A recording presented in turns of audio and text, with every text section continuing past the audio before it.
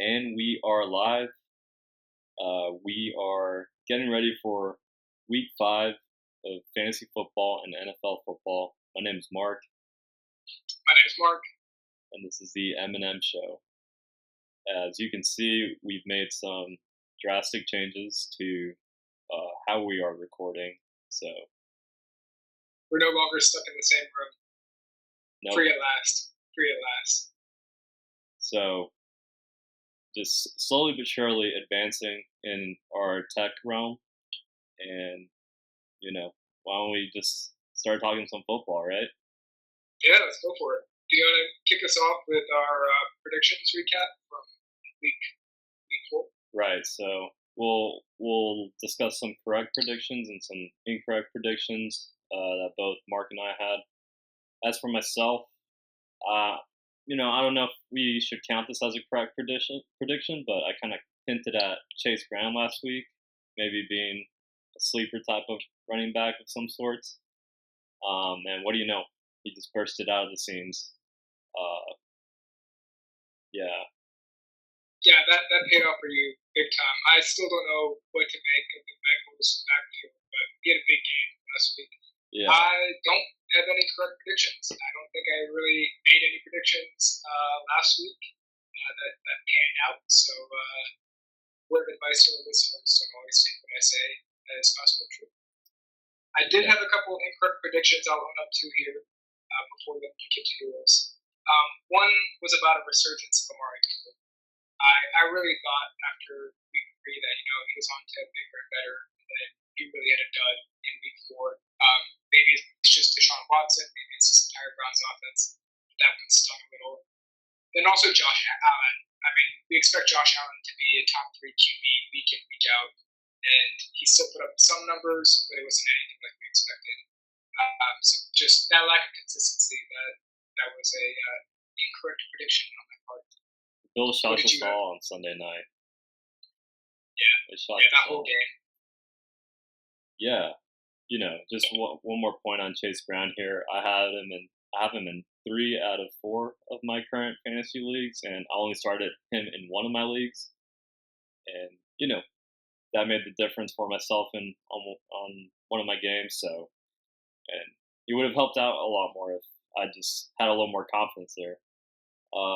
As for my incorrect predictions, last week I predicted that Malik Neighbors was going to go for 150 yards receiving and a touchdown on Thursday Night Football against the Cowboys. It wasn't a little bold. A little bold, but he was getting there. If it weren't for the concussion, I would argue, he would have hit it without an issue. And then for myself, I hinted a little bit last week that Sam Darnold might have a tough match against Green Bay. Sure enough, he had a phenomenal first half, and then maybe you could argue the second half was a little tough. But aside from that, he still produced for fantasy football, and that's what we care about. Yeah, it wasn't just him. I mean, Jordan Love looked like a different quarterback in that second half when he took it first. So it might have just been the game as a whole. Completely. Yeah. Sweet, Mark. You ready to move on to our winning QBs? Yeah, we'll start with some positive news after those incorrect predictions. I've only got 2 QBs that really stood out as winners to me last week. One is Baker Mayfield. Obviously, he put up big numbers last week, and part of it is he didn't even need Chris Godwin this time around. I mean, he and Mike Evans both had themselves a day. I didn't expect the Buccaneers to have that type of game against the Eagles, and lo and behold, they did. The other quarterback here I've got is Jared Goff, and really just got to give him his props, his flowers. I mean, throwing a perfect game, catching a touchdown, your number 1 receiver. That was just icing on the cake. The Lions' offense as a whole looked fantastic, and Jared Goff played an excellent game, even by fantasy standpoint. Yeah, I think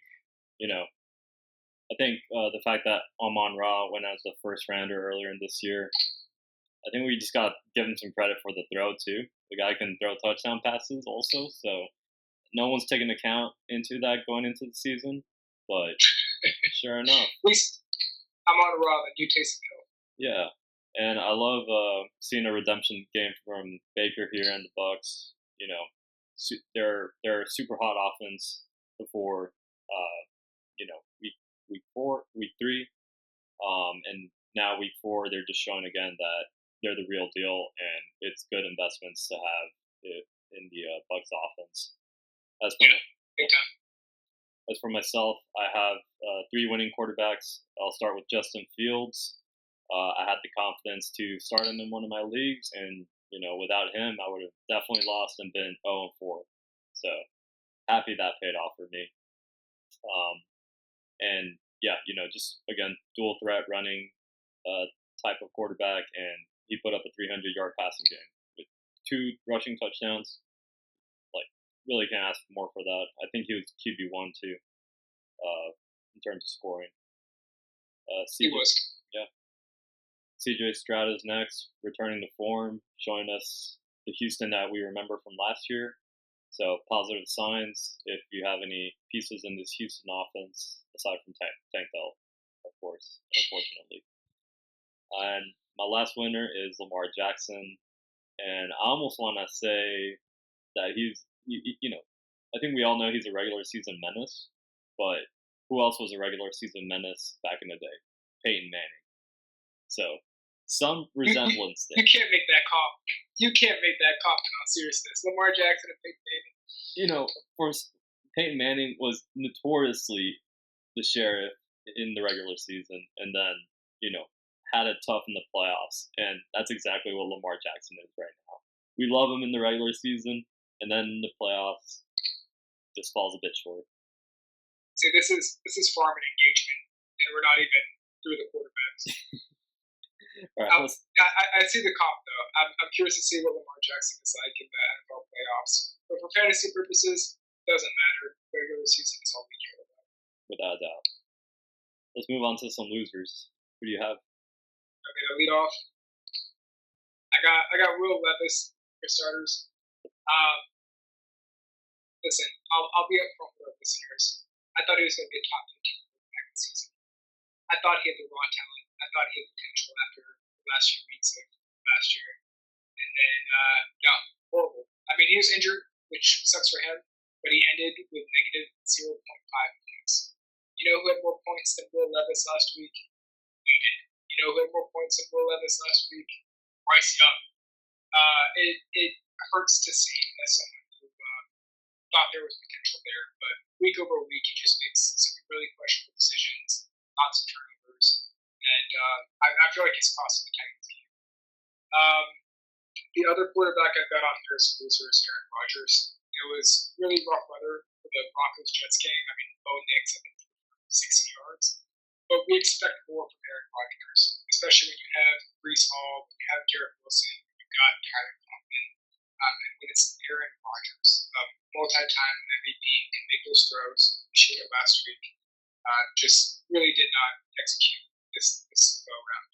So those two really kind of shocked me, stood out as our quarterback losers. Yeah, without a doubt. My Broncos, again, making some noise, and now they're a definite stingy defense that, teams just shouldn't want to face, frankly. And I can't believe I'm saying those words, but I love it. Who you got? Yeah.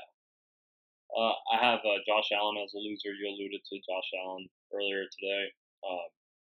Once again, the supposed drafted QB1 just not paying the bills this past week, literally. And yeah, I mean the Ravens just shut them down. Not that I'm not concerned for the Bills' offense at all. We could probably just treat this as a one-off game. And as for my next pick, it's Anthony Richardson. Just a big injury concern, having been a former Anthony Richardson owner.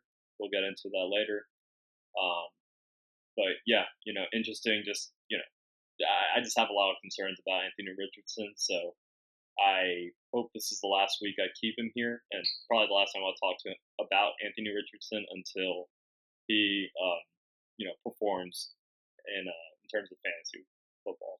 I mean, we'll touch on it later in the show, but I was surprised at how differently Joe Flacco led that offense compared to Anthony Richardson. They've got different skill sets, different abilities. at different stages of their careers. But yeah, it felt like night and day for the Colts offense. Yeah, Flacco still going strong. Are you ready to talk about some running backs? Yeah, my favorite section after we rounded out quarterbacks. So winners for week 4 for me, I've got Justice Hill. Genuinely, I debated placing him in the wide receiver category after he led Baltimore in receiving yards. This wasn't wholly unexpected. We saw Justice Hill get a lot of targets, a lot of receptions in week 1. The Ravens were down, and there were questions about whether Derrick Henry was going to run or not, or why they brought him over to Baltimore. And then this past week, the Ravens just run over the Bills, but we still see Justice Hill in the passing offense. Really good to see him still get, touches, targets, get involved, and just putting up good numbers overall. He only had 4 rushes, but still performed really well. I also have the Lions backfield, that tandem of Jahmyr Gibbs and David Montgomery. I traded David Montgomery. I didn't know how consistent he would be, and he got another rushing touchdown. It seems like clockwork every week. He looked good doing it. And Jahmyr Gibbs as well put up some good numbers. I think just the Lions offense as a whole last week was really clicking against the Seahawks. And then my last running back is a winner. I've got Kenneth Walker III. I thought he was going to do well. I didn't know how well coming after 2 weeks of being out with an injury, that oblique strain or oblique injury. He got 2 touchdowns? 3. 3? I should know. I have him on my team, but he played phenomenally well. I know we have some other running backs this past week that played really well, but his performance stood out to me. Kenneth is the Skywalker, so yeah, probably came back sooner. I mean, probably came back sooner because of some certain force powers that we don't know about. So, hats off to Kenneth Skywalker owners. As for my winners, I also had the Lions backfield. It's just a tremendous tandem between Montgomery and Gibbs. It doesn't matter if you have one or the other. You're feeling pretty good, pretty safe about playing these guys week in and week out.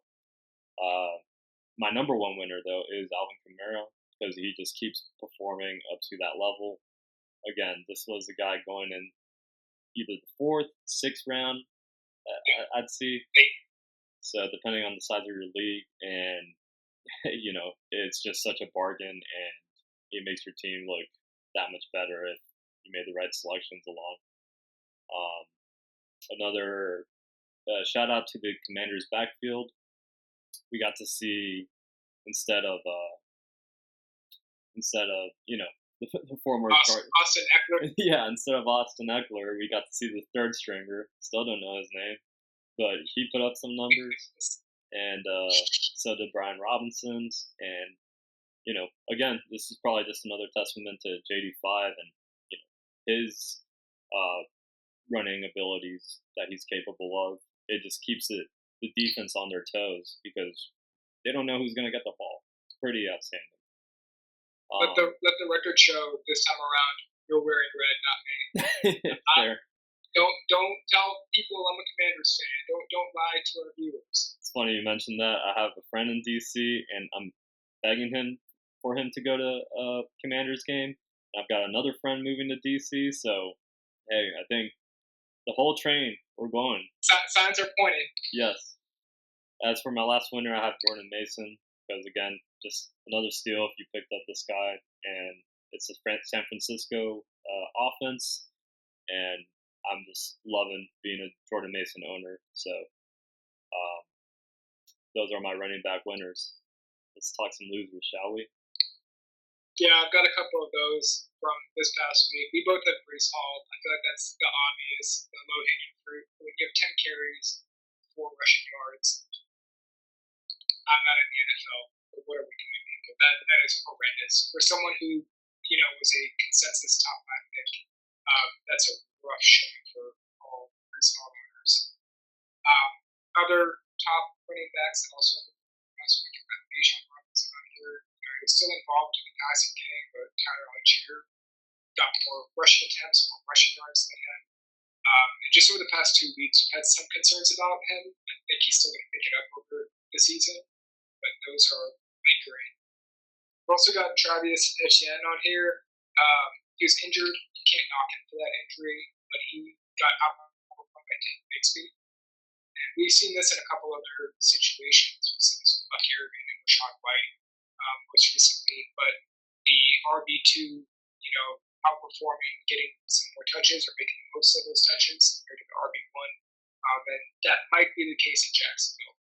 Definitely a little bit concerning for Etienne almost. Yeah, I agree. And my last guy here is just Ramondre Stevenson. Kind of a last minute addition, but Coach Mayo with New England was suggesting that he might be benched for Antonio Gibson because he's had 2 fumbles in 2 weeks. He hasn't been terribly efficient. That's just rough if you are a Ramondre Stevenson owner. If you were like, all right, they don't have a solid quarterback, the Patriots offense as a whole is going to suffer, they're going to run the ball a lot, draft Ramondre Stevenson maybe too high, and now he's costing the games. Without a doubt, Ramondre Stevenson was one of those people I liked over Alvin Kamara, and it's just looking ridiculous at this point. Shame.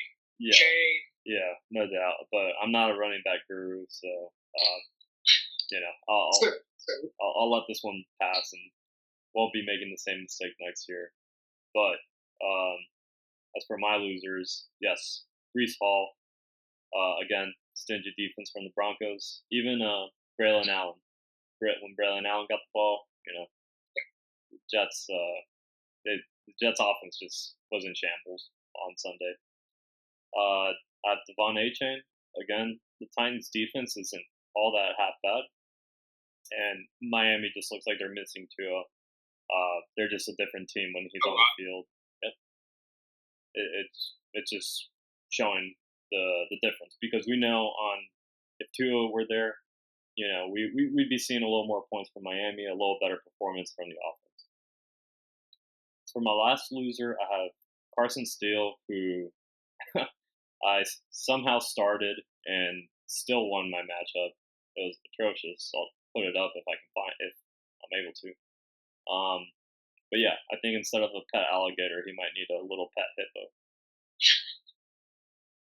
He had a rough game. I mean, he had that fumble on the first drive or the first quarter, and then just got effectively benched for the rest of the game. And I'm glad I didn't play him. I thought about playing him. And yeah. Doesn't look too promising with Fremont back in the picture too.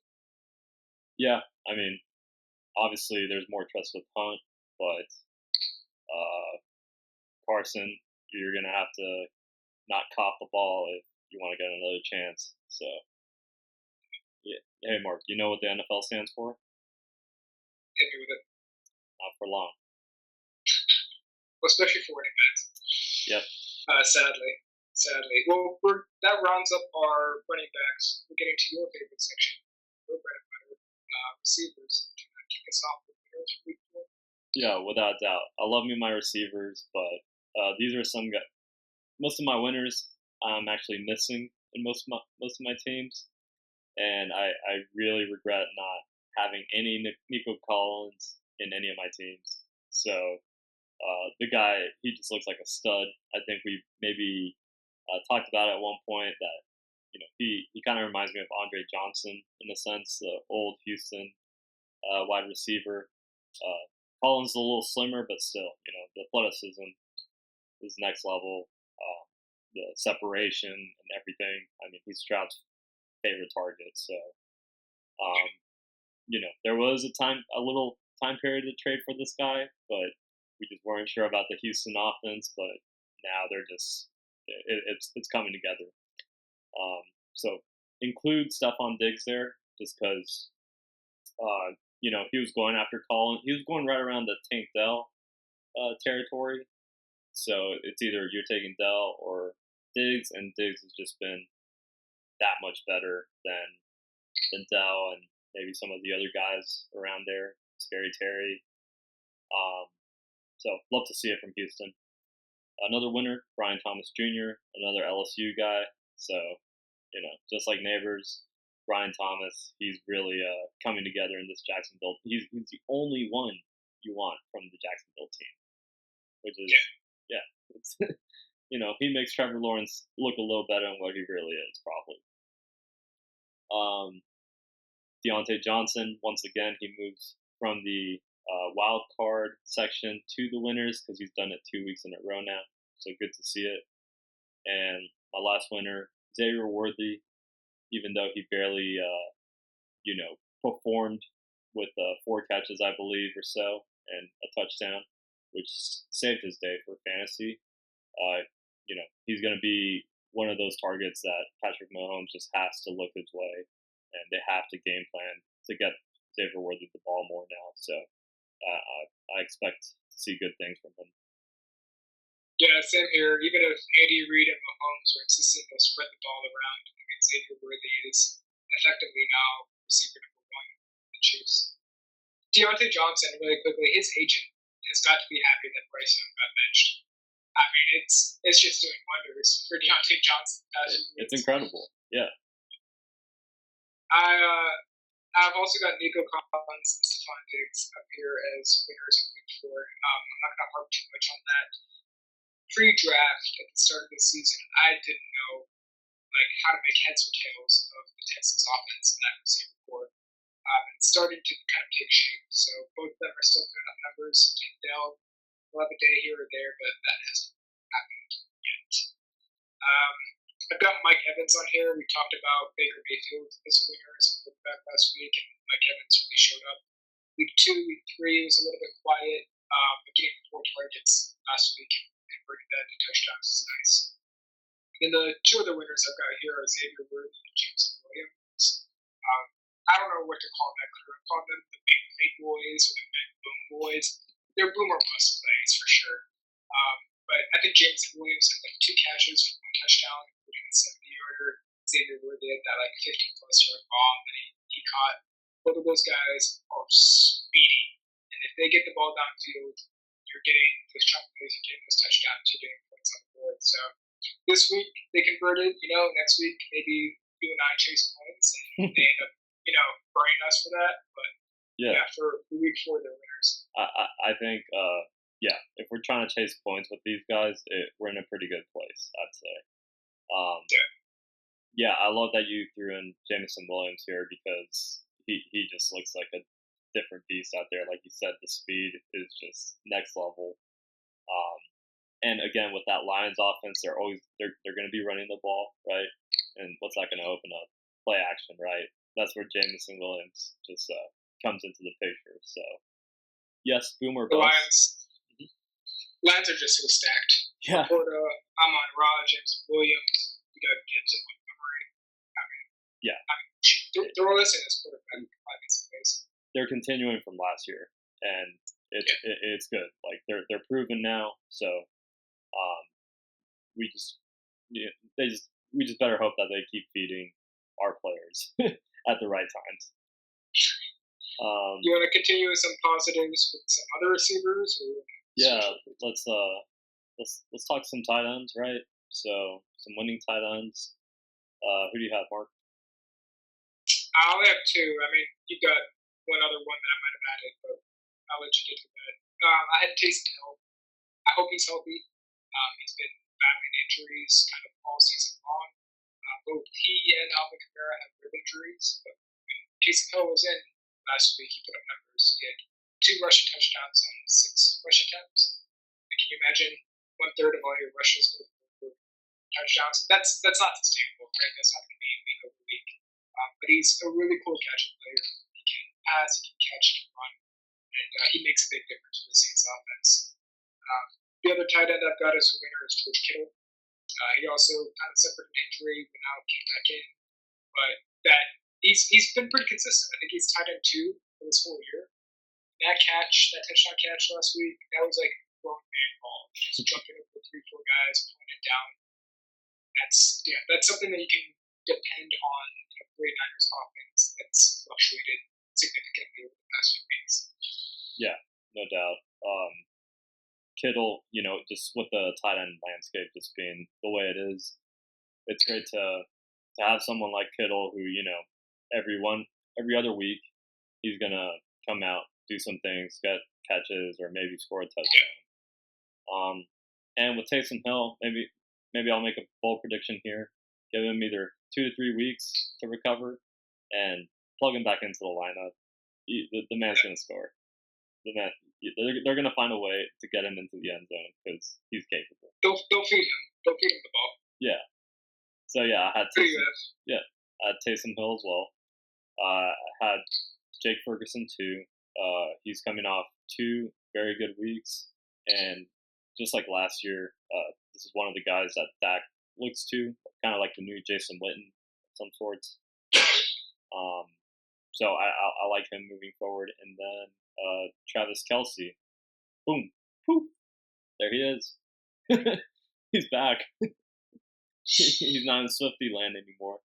So Yes, sir. yeah, I think both Kelsey and Xavier Worthy, their stock had to kind of take a bump with Rushy Rice going out, which is unfortunate, obviously, for Rushy Rice or fantasy owners. But yeah, if you're a Kelsey or a Xavier Worthy owner, I don't want to say you got to be happy about that, but it makes a positive difference in your fantasy outlook. I couldn't imagine just having to go through having to start Travis Kelsey in the early parts of the season, and I mean, I would have been just so down on Kelsey by this point. Probably would have traded him already, but if you held on to him, you're stronger than me, and more power to you. So let's get into our losing wide receiving and tight end uh, awards. Segment. Yeah, you want to get us started? Sure. I've got a couple receivers on here. One's Garrett Wilson. Again, I went with Aaron Rodgers as a loser that good looks and converting on them. So we'll see what happens with the Jets offense. They will be playing Denver. They will be playing Denver in the rain all the time. But that sucked for Garrett Wilson last week. Got Tyreek Hill. I'm not trying to be too hard on him or knock him when he's playing out Tua, and it's just a bad situation for Miami's offense right now. He only had 4 catches and a couple runs, and in total had less than 50 yards. And if you're drafting him again like a top 5 pick, you're expecting him to be receiver 1, receiver 2. That's just not cutting it. He's had 3 weeks now that have been rough, and yeah, week 4 was kind of just continuation of that. And my last receiver that was a loser for me was Zay Flowers. I felt horrible about this one. I play him as one of my primary receivers in multiple leagues. I recommended to one of my best friends to play him. I was like, listen, it's going to be a close game. Bills, Ravens, they're going to be throwing the ball. Zay Flowers is going to get more than 2 targets. I mean, 1 catch for 10 yards. My notes here are just, God, please throw the ball. Like, the Ravens have been so good running. They've just been running over the Cowboys, running over the Bills. But if you're a Zay Flowers owner, you're hoping he gets more looks from Lamar Jackson passes. I remember seeing. Yeah, I mean, it's like one of those things where it almost scares you. But yeah, again, it's just the Ravens, right? They're gonna do what they do best until they have to throw the ball, like we saw in like week 1 against Kansas City. They haven't thrown the ball since. Not that I know of. Yeah, I also have Garrett Wilson. I have him in too many teams for me, so specifically 2. And I just can't find a way to ship this guy out. Nobody wants him, and so I just have to stick with the grind, stick with the process, and trust that him and Aaron Rodgers are going to make it work because the guy's too talented to not start performing. But again, it's just it's a jet offense thing, right? They have a lot of options, and they do want to be a primary first run team. They don't want to be relying on Rodgers throwing the ball. So this Garrett Wilson probably won't have a good day until Rodgers hits 300 yards passing. That's just what it is right there. Won't be for a while. Shoot, I'll be praying like you're praying for Zay Flowers to make some catches also. Once again, the 1 TD he did score, it just seemed like it was just such a force feed.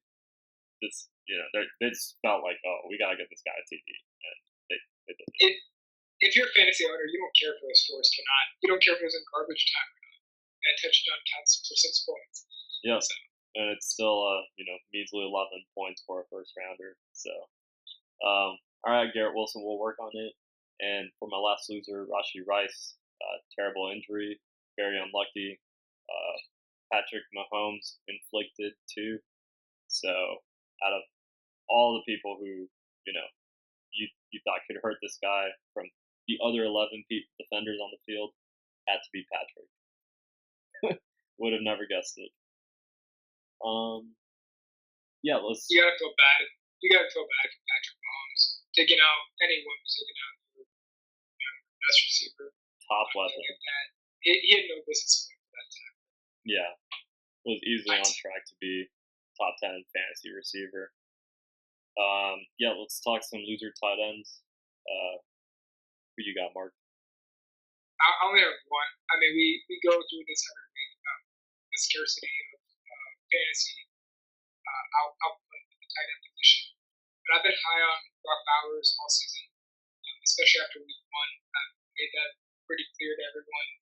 And to see him have such limited volume when Devontae Adams was sitting out as well, that Brock Bowers is someone that will continue to get better and was already like a top 5, maybe top 3 tight end. Not last week. He was tight end number 1, man. And yeah, just to not help the cause anymore, guess who the Raiders are playing this weekend? You tell. The Denver Broncos. And what do we know about the Broncos? One of the stingiest defenses in the league. You don't want to be playing your fantasy players against the Broncos because Broncos, we're just gonna shut y'all down. Like, and I hate to say that, but it's just the pattern that I'm seeing. So you were thrilled to say that. You were smiling like a kid. I just can't believe it. We'll win games with Bo Nix throwing 76 yards. It's so unheard of. It's we could bring back Tebow tomorrow and we'll be winning games. It's amazing. Who you got as losers at the tight end position? Yeah, I just have once again, I think we should just call this whole podcast like Ravens Overlook. I got the Andrews and Likely tight end combo. I really just fell in love with Likely after week 1. I picked him up last year at midway through the season when he was playing pretty good, and I just really believed in the talent. But again, they're just not throwing the ball, and it's just Mark Andrews. It hurts to see, just because. Yeah, it just goes back to that run game, man. They just can't stop running it. So hopefully we see them in closer games than they've been soon. I'm glad I did get the opportunity to draft Mark Andrews because I had him in the same class as Travis Kelce. That boy would that have been a mistake. Yeah, no doubt. Do you want to blitz through these wild cards really quickly so we can get to the juicy one? Yeah, get it started. All right. Wild card quarterbacks. You had Justin Fields winner. Adam as a wild card. Did not expect him to perform that way, obviously. And over half of his points came from his rushing. I think his rushes, 55 yards, and those 2 touchdowns accounted for 17.5 points. That's more than half where he put up in the board. I also had Joe Flacco. Obviously, you don't expect Anthony Richardson to go down with his injury history. But not just to step up, but also perform. Joe Flacco passed the ball around, did a really good job. So he was a wild card, so keep an eye on for weeks to come. Yeah, without doubt. In our dynasty league, I just wavered Joe Flacco just because I believe in him more than Anthony Richardson. But once again, we'll get to it soon enough. That's a take. Yeah. As for my wild cards, out of nowhere picks, I have Jordan Love. I mean, did you see the clip of his knee popping to one side when he got hurt? Yeah, I mean, and the guy's back, 2 weeks later? And then he just goes lights out in the second half.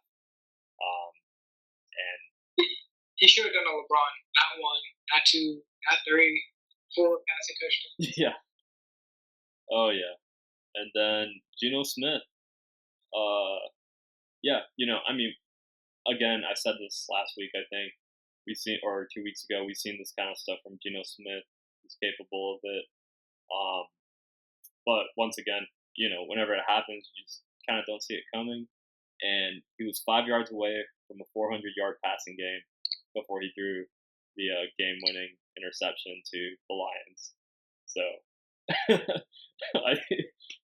yeah, it's so disappointing. Like, to think that he was 5 yards from 400, they're about to score in the end zone, and that's how your career day ends. You know. So yeah, I'll kick us off with some wild card running backs. I think we both have DeAndre Swift.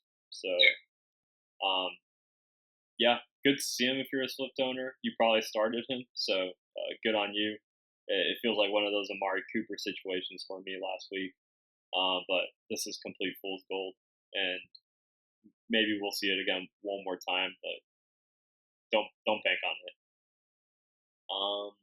As for my second winner, I had Justice Hill, as you alluded to earlier. So just excellent production for a second string RB, and the kind of guy where if you have Henry on your team, you want to have this guy too. So and maybe you start them both too after this week. We'll see.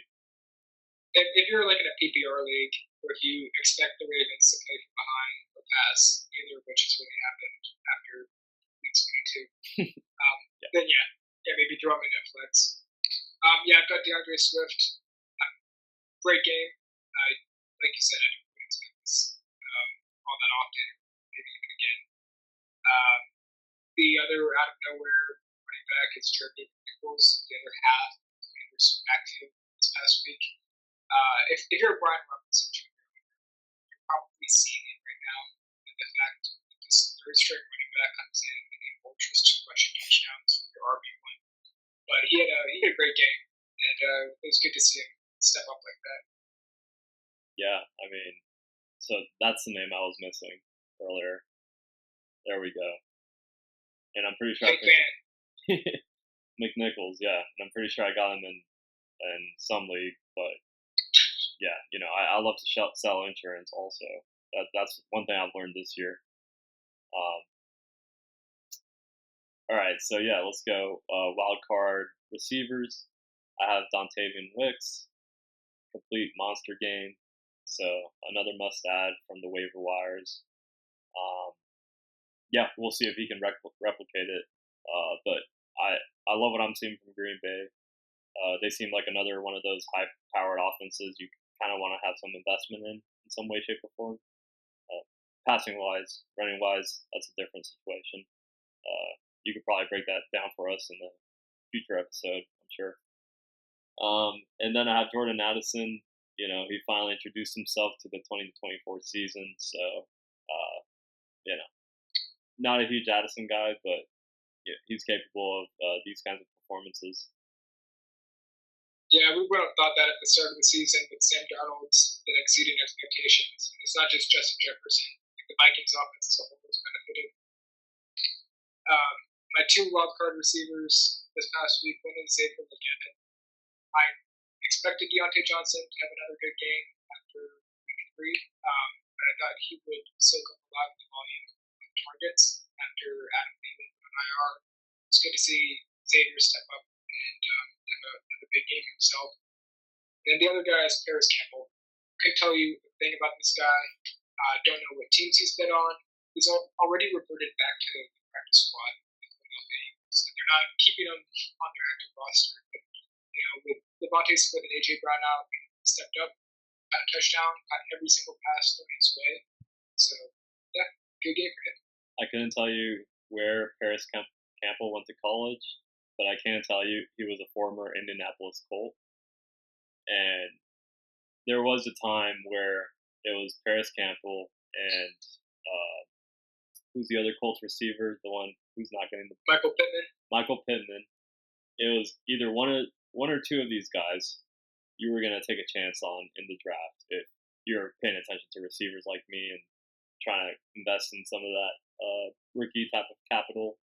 Like this was like maybe 2 years ago, but Campbell was one of those guys, and it didn't pan out. So it's good to see his name again. But now we're seeing a different rookie in a different year in Xavier Leggett. So Dalton, and just making the difference. Big difference. Yeah, who's our wild card tight end? Seems like we have the same one. We got the same one. It's Tucker Craft. I was high on Luke Musgrave going into the season in our Dynasty League. But it's Tucker Craft who's relatively good at performance. Yeah. And again, Green Bay was down 28 points or so at half, so they had to throw the ball. They had to find different guys. And not one of those guys was Luke Musgraves. So kind of speaks some volumes. Sweet. So that rounds out our winners, losers, and wild cards for quarterbacks and skill positions. Yeah, let's talk some trade targets. Yeah. So yeah, I'll get us started. I've been lacking on some running backs as of late, so I've actually been trading for some running backs. So I think Rico Dowell would be a nice target. He's kind of like a poor man's running back at the moment. So you could probably still find him at a decent rate, and it probably shouldn't cost you an arm and a leg. It shouldn't. It really shouldn't, because we don't know what we're going to see from this guy. But he's dominating most of the touches for the Cowboys as of late and as of last week. Give us one. If we're going running backs, I've got Braylon Allen. I don't think he's going to be a full running back by committee with the New York Jets. But, we saw last week he performed better with the fewer touches he had than Breece Hall, who had less than a yard per carry. And Braylon Allen's had a big game. I think it was week 2. He's had his moments. And I wouldn't be surprised if his involvement in the offense picks up. So if you can, I think you can buy him fairly low. Unless you've got a diehard Jets fan who's got him. Yeah, without a doubt. I mean, if somebody isn't invested in the Braylon Allen talent, what he's capable of, then this should be just a simple switch. You could probably switch him for a Jalen Wright if you need a, if you're the Hall owner, switch him for a Wright, or maybe someone will still buy that Carson Steele. Probably not, but maybe. Not after last week. Yeah. Another target I have is Garrett Wilson. It sounds counterintuitive as to what we spoke about earlier, him being a loser and the struggles the Jets are seeing. But if I didn't own him, I would probably, and I needed a receiver, I would probably try to seek this guy out, just because you could get him a little lower than what he was initially drafted for, and the owner's probably just sick of him already and ready to ship him out. So any of you who are in my leagues, please send me some trade offers and I'll set the best one. You can definitely get him for lower. I was about to say, I feel like you're adding this just to try to drive interest in weeks you've got him in. But yeah, I'm curious to where Devontae Adams is, because it doesn't seem like he's going to stay with the Raiders. So if he goes to the Jets, that adversely affects Garrett Wilson. If he goes to the Saints or Chiefs or elsewhere, maybe less so. I've got another running back for you, DeAndre Swift. We both don't think that he's going to keep putting up numbers, right? He's still the lead back for the Chicago Bears. Just had a really good game. If you can sell him high, if you can strike while the iron's hot, that might be worth a shot. Try to focus on his overinflated numbers from this past week and see if you can't get a return. You probably get a Montgomery out of him if the Montgomery owner is a little shaky. I think that's a stretch, but if you're a Vikings or a Packers fan because Monty and you hate the Lions, maybe that's spite. I got a better one for you, Josh Jacobs. Probably worth a switch up. if I'm the Josh Jacobs owner, I'm sticking with Josh Jacobs. But also, I'm low on DeAndre Swift. I would too. I would too. But maybe somebody just saw the flash of fire, and they just want that, right? Chasing those points, as we say. Exactly. Another running receiving type of tandem I would target would be Drake London and Kyle Pitts. Things aren't looking great in Atlanta, so once again, these are some other buy low type of candidates. Especially Kyle Pitts. This guy's dirt cheap right now, and if anyone tries to, even bargain with you about what they're trying to give you, it's just shut them down and tell them they're an idiot. He caught a touchdown. He's a generational talent at tight end. Caught a touchdown. Maybe, yeah, he got a couple in Florida, and that's about it. Yeah, and I guess one more just receiving type. Brock Bowers. Start poking at the Brock Bowers owner because Brock Bowers had a great hot start, and if you're a Brock Bowers owner like myself, you thought he was just going to keep this going all season long, just consistent, at least 5 receptions a game, right? Like that's all I want. But he slowed down the last 2 weeks, and now he has a tough match against the Broncos. Devontae Adams, as you alluded to. So next week it's going to be Brock Bowers buy time. I agree, though. I think if you can pick him up now, he'll pay dividends as the season goes on. But yeah, maybe the Broncos matchup isn't ideal. And this past week was rough. Yep, we'll find out.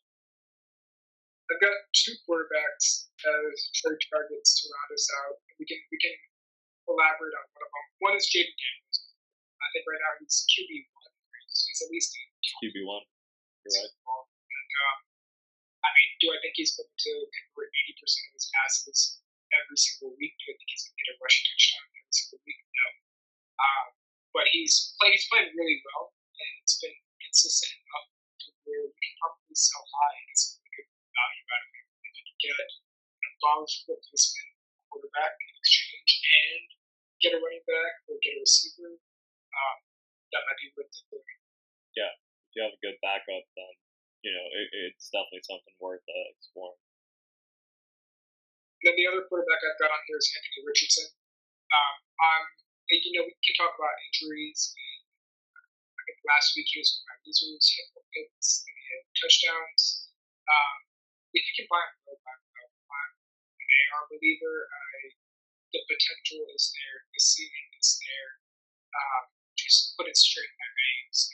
He can run, he can throw the ball, if he stays healthy on the field and executes. A lot of ifs, a lot of conditions. But man, I'd love to see him play more and actually play to his talent. Yeah, after seeing what happened this past week, I just couldn't anymore. And I didn't even know what happened, right? I didn't even watch the game until later today. I just watched some highlights, saw the injury. I heard reports that he could have gone into play, and the fact that he didn't, that kind of just concerned me. And matter of fact, I think I just traded him to you yesterday. Is that right? Yeah, we did a little swap. To me, I was encouraged. The fact that he came out helmet on, so which just came out. I thought that was a great call. I really am questioning why it goes down with an injury. They bring him back in. First play is the design quarterback run. It's like, what are we going to do here? So yeah, I end up trading Richardson, Jamar Chase, and Jonathan Brooks for Saquon, Jaleel McLaughlin, and Tyron Tracy. That's right. Yep. So a little couple RBs headed your way. Yeah, just a few. Just trying to buy into the investment. Kind of just accept the trend that's taking place right now in the NFL, and just try to help myself win a couple games, live for another day, just to try to sniff the playoffs in one of the leagues we're in, right? Yeah. So we know I've got running backs. I know you've got receivers, so it made sense to do a little swap there. Yeah.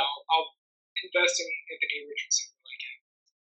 Hey, I hope he pays off, but at the same time, I kind of hope he doesn't, so I can just be a little right. But no, Hit me with. Oh, go ahead. yeah, no, I hope the talent works out for AR because I know, he's just a physical specimen. So it'd be fun. It'd be fun to see those highlights. I was gonna say, do we want to close out with one big bold prediction for this upcoming week? Yeah, we can do that. Also, just wanted to talk some top 5 offenses. Would you be up for that? Yeah. Who do you have as your top 5? I've got the Texans, 49ers, Saints, Bucks, and Ravens. Texans have been kind of getting better week over week, it feels like. Joe Mixon might finally be back. We keep saying this with the Bills. It hasn't panned out. The Texans Bills might be a high scoring game between the two. 49ers just have too much talent. And the Cardinals actually pass the ball and gets competitive. I can see them putting up big numbers. Saints Chiefs, same thing. The Saints have slowed down after weeks 1 and 2. The Chiefs without Rashi Rice, without Pacheco. But I could see this turning out into an all-out brawl between Derek Carr and Patrick Mahomes sitting in. Tampa Bay, we talked about Mike Evans, Chris Godwin, Baker Mayfield, big numbers. The Falcons have the talent. I don't know if they're going to follow through at any point in the season. They've got the skill position players. Then my last top 5 offense is the Baltimore Ravens. I didn't expect them to run over the Bills the way they did last week. Don't know if I expect them to do the same with the Bengals, but if it does turn into, a come from behind passing game, guess who they have? Lamar Jackson, Zay Flowers, Mark Andrews, Isaiah Likely, Justice Hill. There's promise there for offensive players, fantasy players, and all those teams. Yeah, maybe you could pick up Rashad Bateman while you're at it too. Yeah. Bridge too far. Yeah, I love the Tampa Atlanta game, Thursday night game, right? So should be it might be a little questionable as to how high scoring it could be, but I sure hope you're right. And yeah, all these matchups too. You're just making me that much more hungrier for Sunday, Thursday even. But as for my top 5 offenses, I still have to give it to the Bills. They're playing the Texans. I'm not sure if they're playing in Houston, but if they are, that's better because it might be a closed-in environment, which is just better for passing in general. I hope Houston can do some damage too to the Bills, just so that we get some nice scoring there, some good fantasy outputs from players. I got the Niners next against the Cardinals. It's really hard to trust the Cardinals at the moment. It's all up to Kyler Murray to decide how they're gonna show out on that day. I'm just still baffled from what happened this past Sunday with the Cardinals against the Commanders. They're down 21-7, they're down 28-7, and for whatever reason, I'm looking at the stats, and James Conner is like the leading yardage person in that whole offense. So I'm just wondering, are they just running the ball with James Conner instead of throwing it when they're 21 points down? So I don't know where they don't pass to Marvin Harrison Jr. Yeah, I don't know why. It's like every week they start off, they get him a couple good looks, he gets a touchdown, and then they just forget about it. They forget about it. Yeah, it's outrageous. I got the Ravens next. Jones. Yeah, I've got the Ravens next at number 3. Just unstoppable run game at the moment as far as we've seen, and still capable passers when they're down. Vikings is going to be interesting this week because they're in London, so that could affect the scoring output from this offense because London games are just notorious for being underperforming for offenses. But maybe this time it'll be a little different. Sure, I hope so. Last but not least, my top 5 powered offense is the Commanders. So if you have pieces here, yeah, we're all Commanders fans now. Brian Robinson, the new guy. I already forgot his name. Daniels. Chance Daniels. No, Daniels and Scary Terry. So should be a fun weekend for these teams right here. All right, let's go into our bold predictions, Mark. So lead us off. I was gonna play it safe, but I'll go bold. I think Xavier Woods is gonna have 2 touchdowns. Just outright. I don't know if it's rushing and receiving, but he's gonna have 2 touchdowns. Any yardage count there? Nope, just touchdowns. Just touchdowns. I'm already racing to say that this is an incorrect prediction. We'll see. And then my other predictions also for another receiver, Garrett Wilson. I don't know if they're going to force me the ball. I think he's going to have, say, 100 yards. 100 yards and a touchdown. Love it. I sure hope so. I'm yeah. dying. I know you do. Yeah, dying for some Garrett Wilson production. I just decided to go a little quote unquote safe with this one. Jordan Mason for 3 touchdowns and 60 yards rushing. Yeah, that's safe. Well, I mean, 60 yards rushing is safe, but 3 touchdowns, yeah, that's where I'm plussing it up. A little bold, a very bold. I like it. I like it. Yeah, it's good. Leave our viewers with something to ponder on. Yep, just had to go RB with my prediction this time around, so should be a fun one. We've got a convert.